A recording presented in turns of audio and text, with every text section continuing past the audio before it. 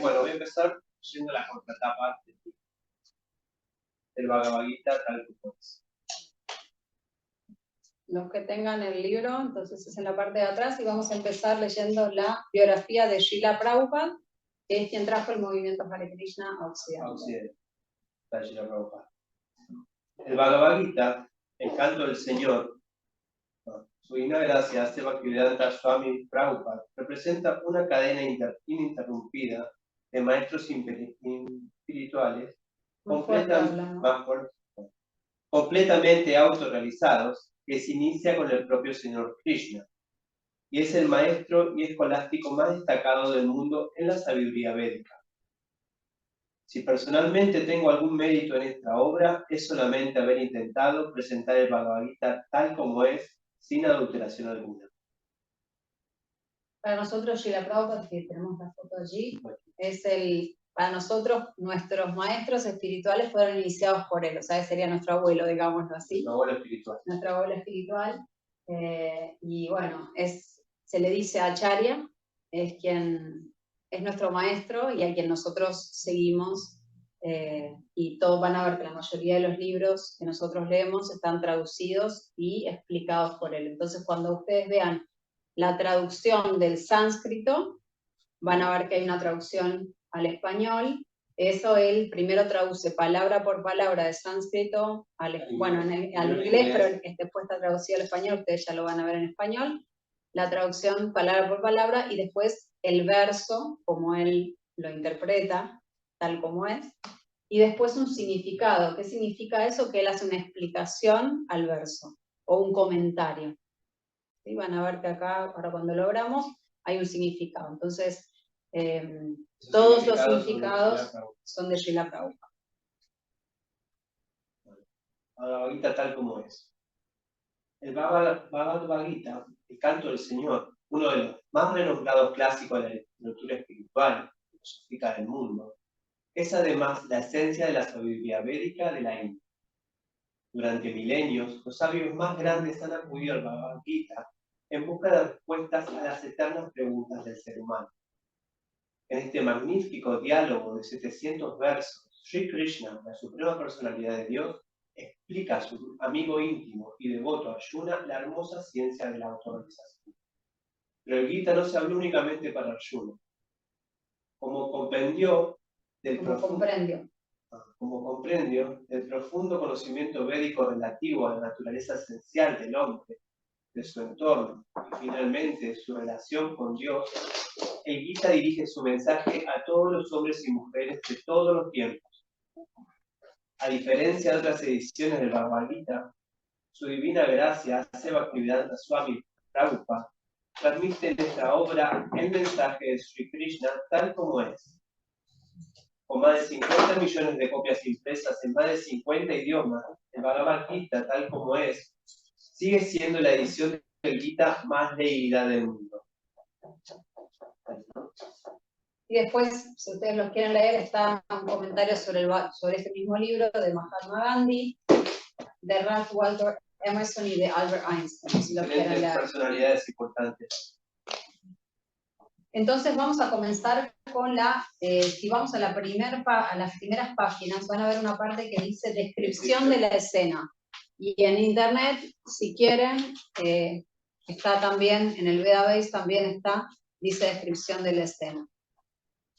Vamos a comenzar por esa parte, que es de hecho página, en números romanos 17. Bueno, ¿están todos? ¿La tenés? Sí. ¿Lo pudiste bajar al final? Sí. Bien. ¿Tenés? No. ¿No? ¿No lo trajiste? Bueno, escuchan y si no, o si quieren alguien puede usar el mío. ¿No? Bueno, listo. Bueno, descripción de la escena. Aunque repetidamente publicado y leído por sí mismo, el Bhagavad Gita aparece originalmente como un episodio del Mahabharata, la historia épica sánscrita del mundo antiguo. El Mahabharata relata los sucesos que condujeron a la presente era de Kali.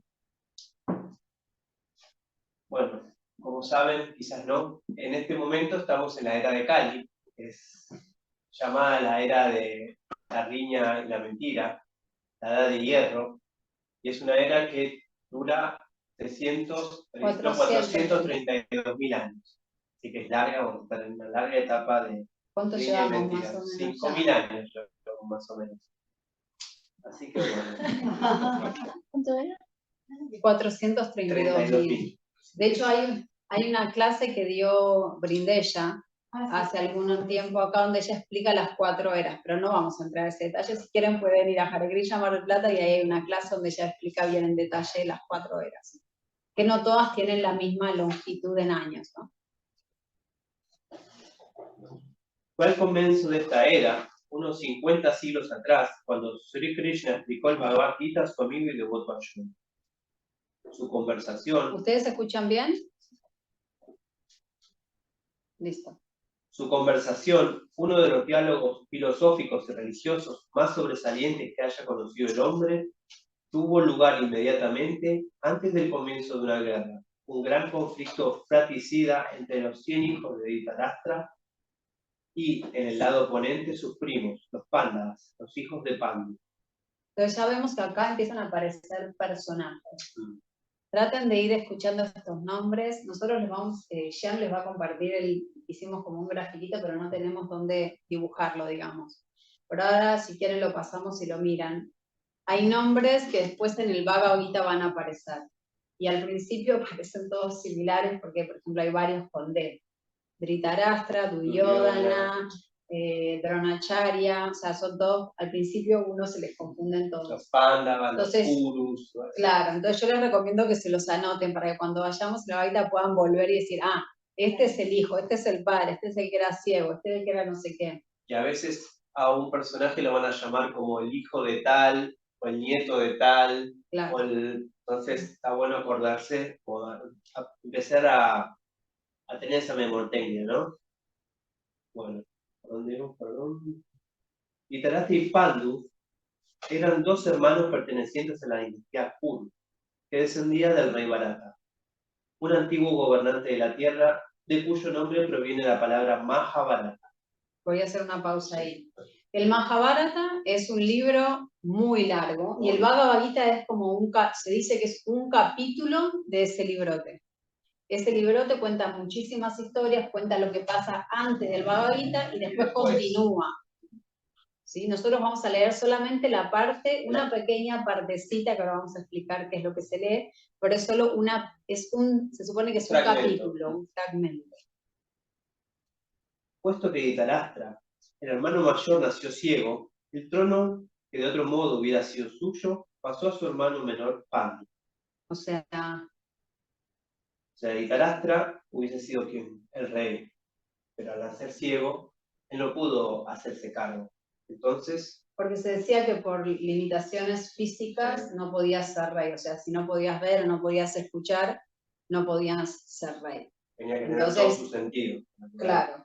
Entonces, como nació ciego, dijeron, bueno, qué pena, pero no puedes tomar el reino. No te toca. ¿Quién es el siguiente hijo? Era Pandu.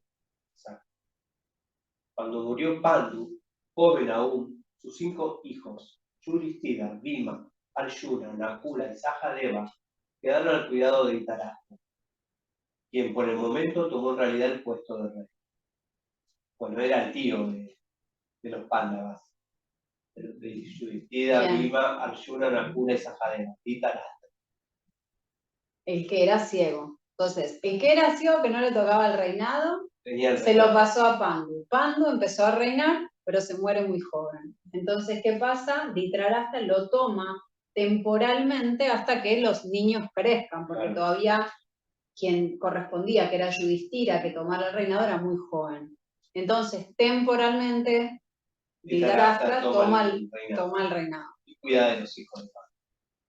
Así pues, los hijos de Dhritarashtra y los de Pandu crecieron en la misma casa real, como primos, ¿no? Uno y otro recibieron entrenamiento en las artes militares con el experto Drona. Acá hay otro nombre, ¿no? Drona fue quien entrenó a todos, hijos de Pandu, hijos de Dhritarashtra, en el arte de la guerra. Y a la vez era el consejero del venerado abuelo del clan Bhishma.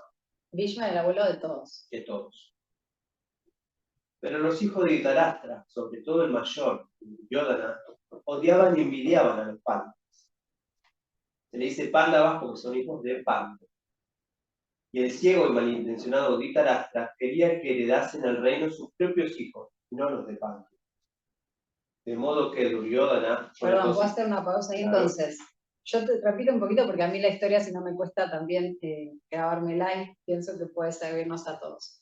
Entonces, Duryodhana, hijo del rey Dhritarashtra, que era el que tendría que haber recibido el reinado, pero como era ciego, no lo recibe y pasa al siguiente hermano. Pero Duryodhana quería el reinado, y como ahora el rey temporal era el padre, dice, no, entonces lo tengo que heredar yo. Entonces le da bronca que sean los primos los que van a heredar el reinado. ¿Me van siguiendo? Sí. ¿Sí? Bien. ¿Cómo? Sí, la envidia. Él quería él el reinado, no quería que los primos tomen el reinado. De modo que Duryodhana, con el consentimiento de Dhritarashtra, planeó matar a los hijos de Pandu. Y solamente gracias a la cuidadosa protección de su tío Vidura y su primo Sri Krishna pudieron los Pándavas escapar a muchos atentados que realizó contra su vida. Bueno, ahí aparece otro personaje que es el tío Vidura. Vidura es el tercer hermano, Dhritarashtra, Pandu y Vidura. Pero Vidura no tenía acceso al trono. Y su primo, que es Sri Krishna, porque es sobrino de la madre de los Pandavas. O sea, era primo de todos ellos. Ahora bien, Sri Krishna no era un hombre corriente, sino el mismo Dios Supremo, que había descendido a la tierra y estaba representando el papel de príncipe de una dinastía contemporánea. En ese papel, él era también el sobrino de la esposa de Pandu, de nombre Kunti o Prita. Vamos a escuchar muchas veces que Arjuna lo nombren como hijo de Kunti o hijo de Prita, la madre de los Pandavas. De modo que, tanto en el papel de pariente como en el defensor eterno de la religión, Krishna favorecía a los rectos hijos de Pandu y los protegía. Porque en definitiva, o sea, esto seguramente ya lo saben, pero para mencionarlo otra vez y aclararlo.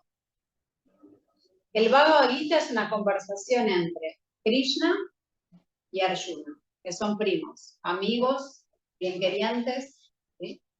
Krishna, nosotros lo consideramos la suprema personalidad de Dios, Dios mismo, y Arjuna es su amigo. Entonces, bueno, pero están en la misma familia, además son primos. Entonces, bueno, quería aclarar porque esa es la conversación que vamos a tener, por eso mencionamos tanto a Arjuna, el hijo de Kunti, el hijo de Prita. Al final, sin embargo, el astuto Duryodhana desafió a los Pándavas en el juego. En el curso de aquella fatídica partida, Duryodhana y sus hermanos se apoderaron de Draupadi. Draupadi era la esposa de los cinco hermanos. ¿De los cinco? De los Sí. cinco. Una sola forma. Sí, era la esposa de los cinco. Ella No tenía muchas 5 mujeres han esposos. podido hacer esta situación. Yo conozco solamente 2 y están en los Vedas. Eran otras épocas, digamos así.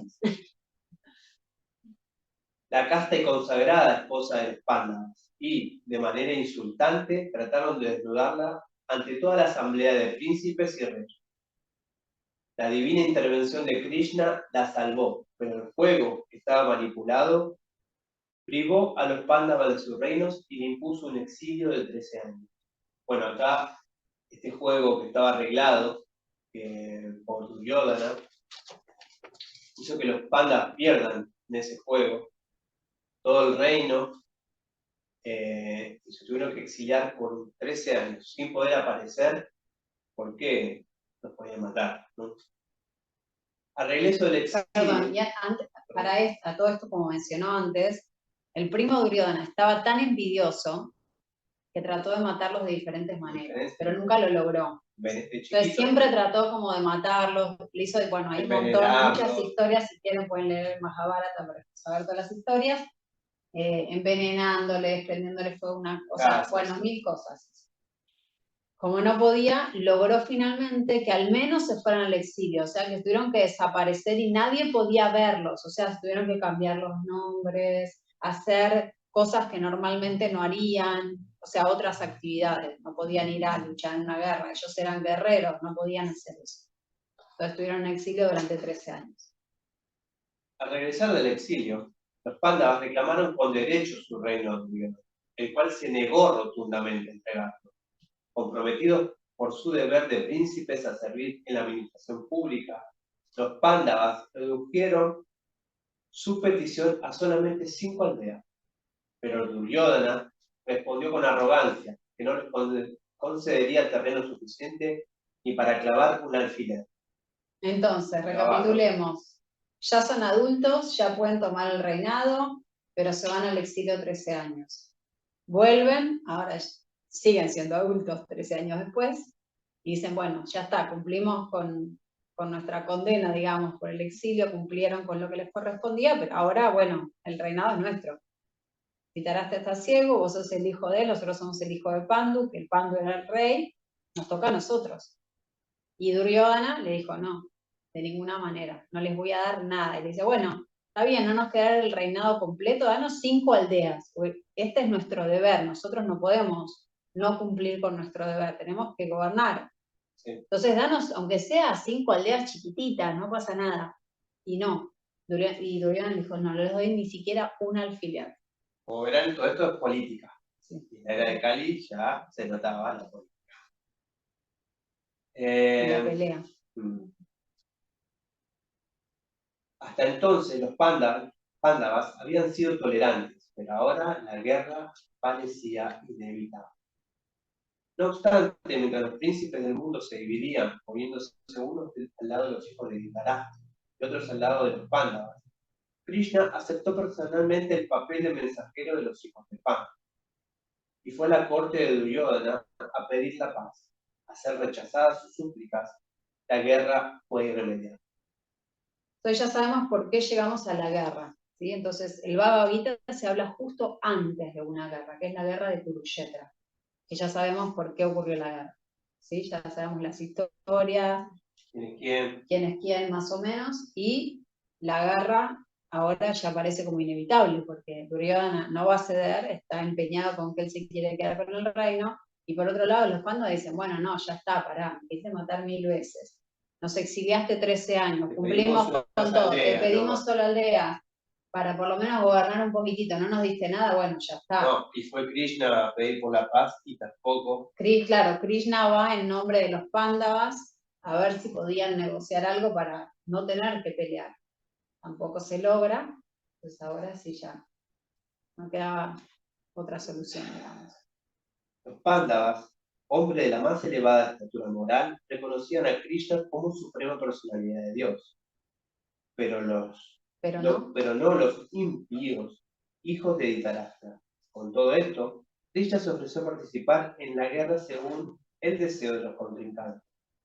Pero como era Dios, no lucharía personalmente, pero el que desease podía disponer del ejército de Krishna, mientras que los adversarios tendrían el apoyo del propio Krishna, como consejero y ayudante.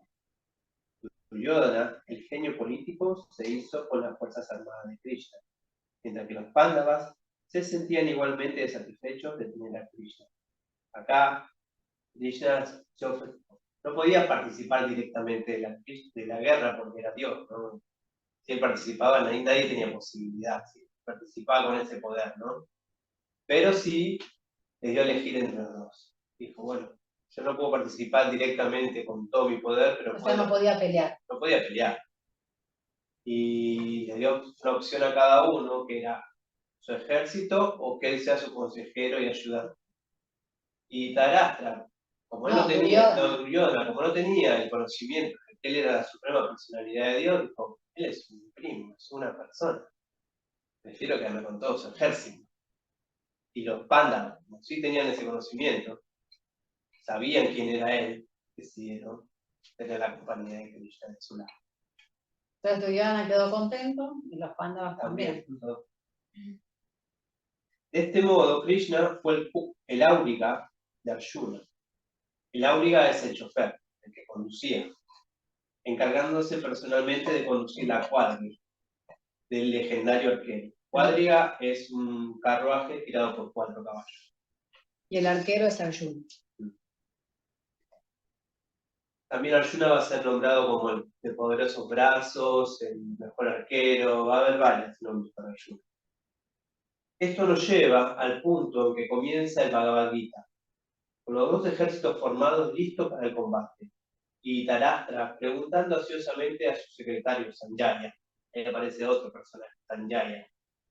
Sanjaya era el secretario de Dhritarashtra, pero la característica de Sanjaya es que tenía poderes siddhis, tenía poderes de yogi místico, y podía ver más allá.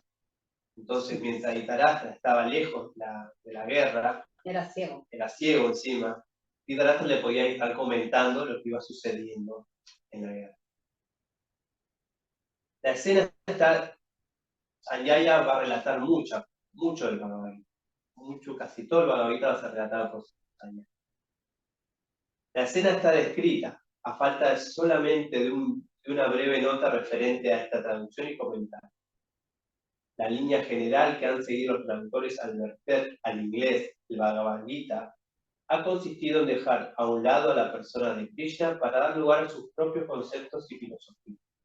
Se considera la historia del Mahabharata mitológica fantástica. Mitología fantástica. Y Krishna se convierte en un elemento poético para presentar las ideas de algún genio anónimo. O en el mejor de los casos, en un personaje histórico secundario. Pero la persona de Krishna es tanto la finalidad como la sustancia del Bhagavad Gita, según se explica en el Gita mismo. Esta traducción, por lo tanto, del comentario que lo acompaña, tiene como propósito dirigir al lector hacia Krishna, en lugar de alejarse de él. Esto es muy importante tener en cuenta, porque, como dice acá, Krishna es una persona que existió y es eterna, pero en este momento es muy importante, y la finalidad, como dice acá de este Gita, es acercarnos a Krishna, conocer más a Krishna, conocer de sus enseñanzas, no alejarnos como puede ser teniéndolo como si fuera una mitología o un cuento. No, tenemos que tomarlo en serio. Krishna es una persona en serio, tenemos que conocer a Krishna y acercarnos a él. Para eso el Bhagavad Gita. Nuestra filosofía es que esto lo habló Krishna mismo. Krishna habló con Arjuna y es una conversación entre ellos dos. No es que es algo que alguien escribió, que soñó, sino que esto es lo que pasó. Esa es nuestra creencia, ¿no? El Bhagavad Gita se vuelve totalmente consistente y comprensible, puesto que Krishna es quien explica el Gita y a la vez es el objetivo final del mismo. El Bhagavad Gita, tal como es, presenta esta gran escritura en sus verdaderos términos. Bueno, entonces ya sabemos dónde arrancamos, qué es el Bhagavad Gita, en qué parte estamos arrancando, por qué supuestamente se va a dar esta guerra. Llegan los dos ejércitos y están por empezar la guerra, pero antes de que empiece la guerra, Arjuna dice un momento y empieza a hacerle preguntas a Krishna. ¿Sí? Entonces ahí es donde empieza el Bhagavad Gita. Entonces vamos a ir directamente, si quieren leer el prefacio y la introducción es un poco larga, tiene muchísima información súper valiosa, nos pareció que era mejor ir directamente a la lectura del Bhagavad Gita, pero si tienen dudas, si lo leyeron y tienen dudas, después las podemos charlar. Entonces vamos al capítulo 1, el capítulo 1 se llama Observando los ejércitos en el campo de batalla de Kurukshetra. Y en algunas explicaciones se dice que es la introducción al Bhagavad Gita. ¿Listo? Texto 1. Está en la 37. 37. Página 37, los que tengan el libro grande. Igual depende qué libro, porque él, por ejemplo, tiene una edición distinta, por ahí no es la misma página. Es el capítulo 1. Observando los ejércitos en el campo de batalla de Kurukshetra. Capítulo 1, texto 1. ¿Puedo leer? Leo de acá. ¿Verdad que esta computadora? Listo. primero entonces, como les decíamos, aparece la parte en sánscrito, después aparece lo que se dice la transliteración, que es esas palabras en sánscrito de una manera que nosotros lo podemos leer, no vamos a leer en sánscrito, después aparece la traducción palabra por palabra, ¿sí? Que dice palabra por palabra, y lo que nosotros vamos, tranquilo, yo leo de la computadora, y lo que nosotros vamos a leer es la traducción y el significado. Empiezo por la traducción. Leemos hasta ahí 20, hasta ahí, sí, 20, ¿no? Sí. Leemos un par de versos como para poder haber dicho que empezamos. Dhritarashtra dijo, oh Sanjaya, entonces, ¿Dhritarashtra quién era? El tío ciego, ¿sí? Le dijo, oh Sanjaya, que era su secretario vidente. ¿Qué hicieron mis hijos y los hijos de Pandu? O sea, sus hijos, Duryodhana, y tenía otros 99 hijos, y los hijos de Pandu, los 5 que mencionamos en la descripción de la escena. Después de reunirse en el lugar de peregrinaje de Kurukshetra con deseos de pelear. ¿Sí? Se reúnen en este lugar que se llama Kurukshetra. Significado. El Bhagavad Gita es la muy leída ciencia teísta que resume en el Gita Mahatmya, la glorificación del Gita. Allí se dice que uno debe leer el Bhagavad Gita muy detenidamente, con la ayuda de alguien que sea devoto de Shri Krishna, y tratar de entenderlo sin interpretaciones motivadas por intereses personales. El ejemplo de una clara comprensión se encuentra en el mismo Bhagavad Gita, en la forma en que la enseñanza fue entendida por Arjuna, quien oyó el Gita directamente de labios del Señor. Si alguien es lo suficientemente afortunado como para entender el Bhagavad Gita en esa línea de sucesión discipular, sin una interpretación producto de motivaciones personales, supera entonces todos los estudios de la sabiduría védica y de todas las escrituras del mundo. Uno encontrará en el Bhagavad Gita todo lo que contienen las demás escrituras, pero el lector también encontrará cosas que no se han de encontrar en ninguna otra parte. Esa es la pauta específica del Gita. El Bhagavad Gita es la ciencia teísta, la personalidad de Dios, el Señor Krishna. Los temas que discuten Dhritarashtra y Sanjaya, tal como se describen en el Mahabharata, constituyen el principio básico de esta gran filosofía.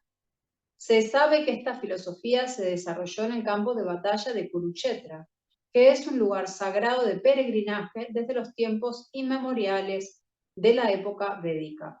Con el fin de guiar a la humanidad, el Señor la expuso mientras se hallaba presente personalmente en este planeta. La palabra Dharmakshetra, un lugar en el que se celebran rituales religiosos, es significativa, porque en el campo de batalla de Kurukshetra, la suprema personalidad de Dios se encontraba presente del lado de Arjuna. Dhritarashtra, el padre de los Kurus, dudaba mucho de que sus hijos lograran la victoria final. En medio de la duda, le preguntó a Sanjaya, su secretario, ¿qué han hecho mis hijos y los hijos de Pandu?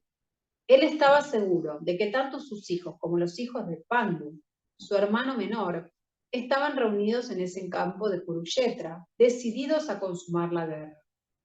Sin embargo, su pregunta es significativa. Él no quería que hubiera un arreglo entre los primos y hermanos. Quería estar seguro de la suerte que correrían sus hijos en el campo de batalla. Como se había dispuesto que la batalla se librara en Kurukshetra, que en otra parte de los Vedas se designa como un lugar de adoración, incluso para los ciudadanos del cielo, Dhritarashtra sintió mucho temor de la influencia que el sagrado lugar podía tener en el desenlace de la batalla. O sea, piensa que le va a jugar en contra que sea en Kurukshetra. ¿Por qué? Porque sus hijos eran los malos y los otros eran piadosos. Entonces, un poco por eso. Él sabía muy bien que ello tendría una influencia favorable en Arjuna y los hijos de Pandu, porque estos eran todos virtuosos por naturaleza. Sanjaya era un alumno de Vyasa y en consecuencia, por la misericordia de Vyasa, podía ver el campo de batalla de Kurukshetra aún mientras se encontraba en el aposento de Dhritarashtra. Y por eso, Dhritarashtra le preguntó cuál era la situación en el campo de batalla. Tanto los Pándavas como los hijos de Dhritarashtra pertenecen a la misma familia. Pero aquí queda al descubierto lo que Dhritarashtra estaba pensando. Él deliberadamente reconoció como Kurus solo a sus hijos y apartó a los hijos de Pandu del patrimonio de la familia. Con esto uno puede entender la posición específica de Dhritarashtra en relación con sus sobrinos, los hijos de Pandu. Así como en el arrozal se arrancan las plantas innecesarias, asimismo se esperaba desde el propio comienzo de estos asuntos que, en el campo religioso de Kurukshetra, en el que se hallaba presente el padre de la religión, Sri Krishna, se extirparían las malas hierbas, tales como Duryodhana, el hijo de Dhritarashtra, y los demás, y que el Señor les daría el poder a las personas enteramente religiosas, encabezadas por Yudhishthira. Ese es el significado de las palabras Dharmakshetra y Kurukshetra, aparte de su importancia védica e histórica. Menciona esas dos palabras porque si lo ven arriba está en el texto en sánscrito. Texto 2 del capítulo 1. Sanjaya dijo: oh rey, después de ver el ejército dispuesto en formación militar por los hijos de Pandu, el rey Duryodhana fue a donde se encontraba su maestro y se dirigió a él con las siguientes palabras. Significado. Dhritarashtra era ciego de nacimiento. Desgraciadamente también carecía de visión espiritual. Él sabía muy bien que sus hijos eran igualmente ciegos en materia de religión y estaba seguro de que nunca podrían llegar a un acuerdo con los Pándavas, que eran todos piadosos de nacimiento. Aún así, él dudaba de la influencia que podría tener el lugar de peregrinaje, y Sanjaya entendía el motivo de su pregunta acerca de la situación en el campo de batalla. Por consiguiente, Sanjaya quiso alentar al abatido rey, y para ello le aseguró que sus hijos no iban a llegar a ninguna clase de acuerdo bajo la influencia del lugar sagrado. Sanjaya le informó, pues, al rey que su hijo, Duryodhana, después de ver la fuerza militar de los Pándavas, fue de inmediato a donde se encontraba el comandante en jefe, Dronacharya, que Dronacharya era el comandante. ¿Se acuerdan que Drona era quien les había enseñado a todos las artes militares, tanto a los Pándavas como a Duryodhana y sus hermanos?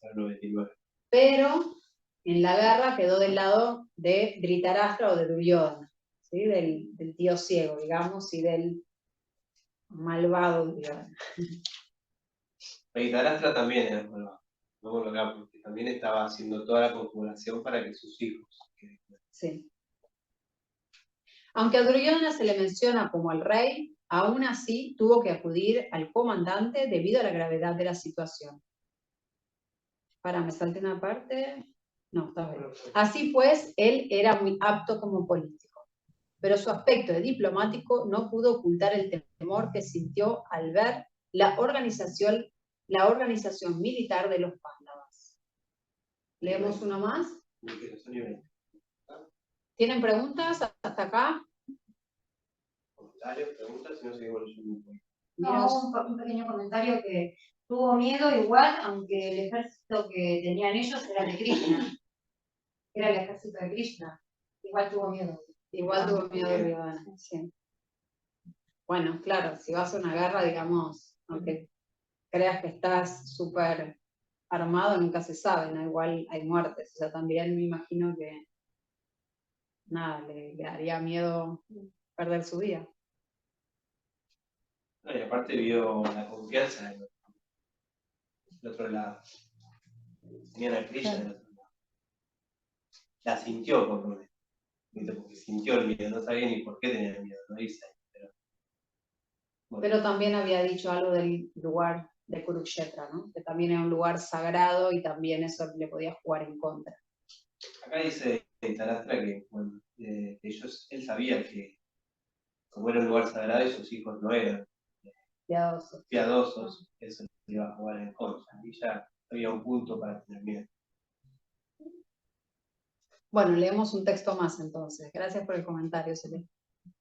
Oh maestro mío, he ahí el gran ejército de los hijos de Pandu, dispuesto de manera tan experta por tu inteligente discípulo, el hijo de Drupada.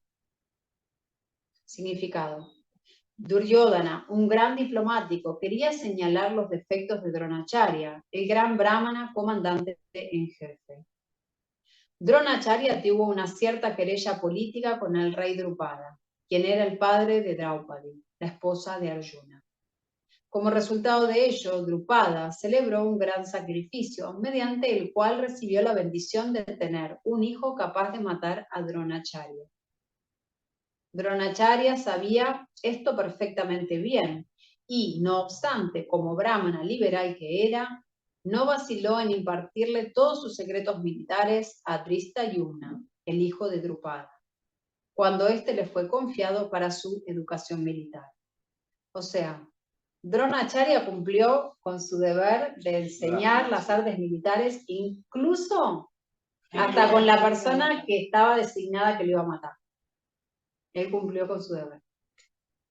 ¿Y quién era? Drishtadyumna, El hijo de Drupada. Drishtadyumna se puso del lado de los Pándavas. ¿Se acuerdan? Dronacharya había quedado del lado de los malos, digamos. Y Drishtadyumna quedó del lado de los Pándavas. Y fue él quien organizó la falange militar de ellos, después de haber aprendido el arte con Dronacharya. Duryodhana le señaló a Dronacharya este error, a fin de que estuviera alerta y no transigiera en la pelea. Con esto, él quería indicarle además que no debía mostrarse igual de indulgente en la batalla en contra de los Pándavas, quienes eran también afectuosos alumnos de Dronacharya. Arjuna en especial era el más afectuoso y brillante de sus alumnos. Duryodhana le advirtió además que semejante indulgencia en la pelea llevaría a la derrota. Si hay preguntas, levanten la mano, si no, seguimos. Me gustaría aclarar. No, pero claro. Acá no hay malos y buenos, ¿no? Cada uno está cumpliendo un papel dentro de este pasatiempo del señor Krishna, para que él pueda explicarnos a todos nosotros la ciencia del Bhagavad Gita. No es que hay malos, sino hay gente que es más santa, hay gente que no es tan santa, pero están aquí por un motivo. Es para que Krishna pueda explicarnos la ciencia del Bhagavad Gita. Una pregunta. ¿Ellos saben que Krishna es Dios hasta ese momento?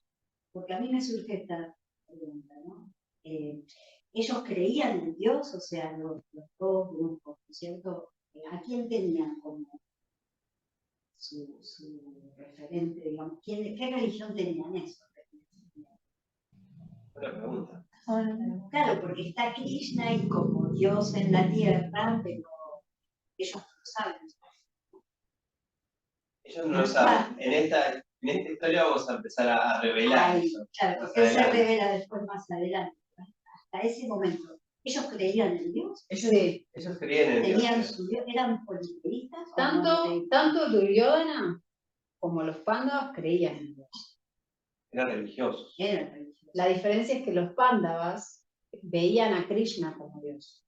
En el Bhagavad Gita vamos a ver, incluso en un momento en que es clave, donde Arjuna realmente además dice, bueno, ¿sabes qué? Instruíme, decime qué tengo que hacer, porque yo ya evidentemente no entiendo nada. Y ahí ya él se entrega. Después de mucho tiempo se entrega, porque Se entrega justo antes de la pelea. Pero ellos ya creían en Dios, y ya sabían que Krishna era la suprema personalidad de Dios. Pero aquí él se entrega como discípulo y le dice, ¿sabes qué? Instruíme. Y por eso el Bhagavad Gita es tan importante para nosotros. Duryodhana también creía en Dios, pero no lo veía a Krishna como Dios. Por eso no lo llevó de su bando, sino que se llevó al ejército de Krishna. Y con el pasar de los capítulos vamos a ir viendo cómo eso se va revelando para Arjuna y para todos nosotros. La enseñanza es para Arjuna, pero también es para nosotros. Vamos a ir entendiendo esa visión hacia Krishna. Pero diría que todos eran personalistas. No sé si alguna vez lo leí específicamente que lo diga así, pero todos eran personalistas. No creían en muchos dioses, había un solo Dios, ¿no? Como nosotros también creemos hoy en día. Y también eran religiosos, ¿no? Allá de creer en Dios, porque todos seguían su dharma. Como político, como rey, como padre, como acá mismo, fíjate cuando Dronacharya, sabiendo quién era el que le iba a matar, igual lo entrena. sigue explicando el Dharma que tenía que seguir. Eso es de una persona religiosa. Vos tienes una pregunta, Yelena. En realidad es como, no, o sea, no, tenía una pregunta, pero no puedo ser específica porque como que la historia no la puedo seguir bien y se me enreda, así que no importa. A veces, sí, a veces lo que pasa, y esto por ahí está bueno para aclararlo, está bueno esto que presentás, porque a veces el leer el verso y después el significado uno pierde un poquito el hilo. Si quieren podemos leer los 3 primeros versos, todos de corrido, sin la explicación, sin el significado que ya leímos, que es lo que nos ayuda a entender los versos. Pero a veces uno van a ver que a medida que lo vamos leyendo, va a ser más sencillo, uno se acostumbra. El significado, pero pará, ¿dónde estaba el verso? ¿Qué es lo que había pasado? Y uno lo sigue. Es como una película que cuando empieza hay mucha información y no sabes qué es, y vas siguiendo la película, de repente vas entendiendo el nudo de la situación. Pero podemos leer los 3 versos Vale. y vamos a leer la traducción sin el significado, para de vuelta a ver que más o menos entendamos. Entonces empezamos por el 1 de vuelta. Dhritarashtra dijo, oh Sanjaya, ¿qué hicieron mis hijos y los hijos de Pandu después de reunirse en el lugar de peregrinaje de Kurukshetra con deseos de pelear? Entonces el rey ciego le pregunta a Sanjaya, ¿qué pasó? Texto 2. Sanjaya dijo, oh rey, después de ver el ejército dispuesto en formación militar por los hijos de Pandu, el rey Duryodhana, que era el otro bando, fue donde se encontraba su maestro y se dirigió a él con las siguientes palabras. Entonces Duryodhana también, del otro bando, miró y dijo, pará, voy a ir a ver con Dronacharya a ver qué me dice. Que era, digamos, quien manejaba toda la estrategia militar, digamos así. ¿Verdad? Texto 3. Oh maestro mío, le dice ahora Duryodhana a Dronacharya, ¿no? He ahí el gran ejército de los hijos de Pandu. Le dice, mira, ahí está el ejército. Dispuesto de manera tan experta por tu inteligente discípulo, el hijo de Drupada. O sea, le está diciendo, mira, los que están enfrente están dispuestos de una manera espectacular, además por el hijo de Drupada, que es el que te va a matar a vos, digamos. No lo dice ahí, pero él ya lo sabía. Pero él fue, digamos, ¿cómo se llama? Decime el nombre del hijo de Dhritarashtra, fue el que organizó, digamos, la parte militar del otro bando, que era un discípulo militar, digamos, de Dronacharya, que estaba en el otro bando. Acá había 2 bandos y había familiares, había amigos, había... El abuelo quedó de un bando y no del otro. Entonces es una guerra fratricida, se dice, porque bueno, hay mucha familia. Entonces es una guerra difícil de encarar, ¿no? Porque yo en pelearme y ver a mi hermano del otro lado, o mi abuelo, o mi maestro, es difícil encarar la guerra. Por eso hay tantas confusiones a veces quién está de cada lado. Pero bueno, eran todos, se conocían. Eran todos de la misma dinastía, en definitiva. Claro. Pero por envidias empezaron a... Bueno, ya, todavía no pasó nada. Todavía no pasó nada. Todavía no pasó nada. Bueno, son las 6:30. ¿Alguien tiene alguna otra duda o algo que quieran aportar? ¿Algo que les haya surgido? Sí, Javier. Sí, como para ampliar, para saber, ¿no? Cuando nombran a Vyasa, Vyasa. Vyasa, que es como, o sea, como tiene un poder, que se lo transfiere a Sanjaya, que puede ver de lejos. ¿Cómo era eso? ¿Quién era Vyasa? Bueno, Vyasadeva es la encarnación literaria de Krishna. ¿Viste? Sí. Es quien escribió el Bhagavatam y el Mahabharata. Entonces, esta parte también es escrito por Vyasadeva, y es el fragmento, como dijo Kemalata, del Mahabharata. Sí. Entonces, él tiene un poder y le otorgó Vyasa, porque Vyasa fue quien lo hizo la... Era un brahmana muy renunciado, que vivía, dicen que vivía en el bosque, que estaba desapegado del mundo tenía material. Unos trapos nomás, totalmente desapegado del mundo material, y él es el que le enseña los poderes a Sanjaya. Él vivía en el bosque, Vyasa. Sí, pero ¿quién escribió? O sea, es una encarnación literaria, por eso se dice, todo ya estaba, Krishna mandó el conocimiento, no Dios mandó, pero él fue quien lo pudo. Lo puso en papel. Lo puso en papel. Bueno, tanto el Bhagavatam como el Mahabharata. Vyasadeva. No Buena confundir con pregunta. Vasudeva. ¿Está acá en la línea discipular de Rocío? No, es posible. No lo sé. No creo. Sí, está en el tercero. Sí, ¿Está? Parece, había esta, parece. Sí, está bien. Podemos colaborar. Bueno, Bueno, leamos si quieren la línea de sucesión discipular. ¿Saben en qué página es, Celeste? Sí, es en la 35. Si van en el Veda Base, adelante de todo dicen el Bhavita tal como es, creo que está la línea de sucesión discipular. No está. claro, Krishna Brahma Narada es el maestro de Vyasa. Exactamente. Narada Muni. Narada Muni.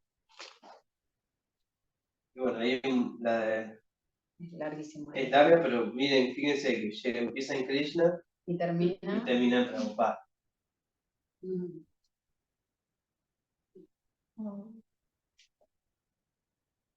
A Rupa Goswami, Lakshmi Patita, ¿no? a Simpati, a Devendra Puri. Si tienen alguna duda por Zoom me la escriben o si quieren levantar la mano, me avisan. ¿Alguna otra consulta, algún aporte? ¿Algo que quieran? Me gustó mucho cómo fue dada la clase. Como un cuento y viste como los nenes que se sorprenden cuando te dicen algo, vos le vas leyendo a los nenes y los nenes dicen, bueno, así, qué bueno. Sí.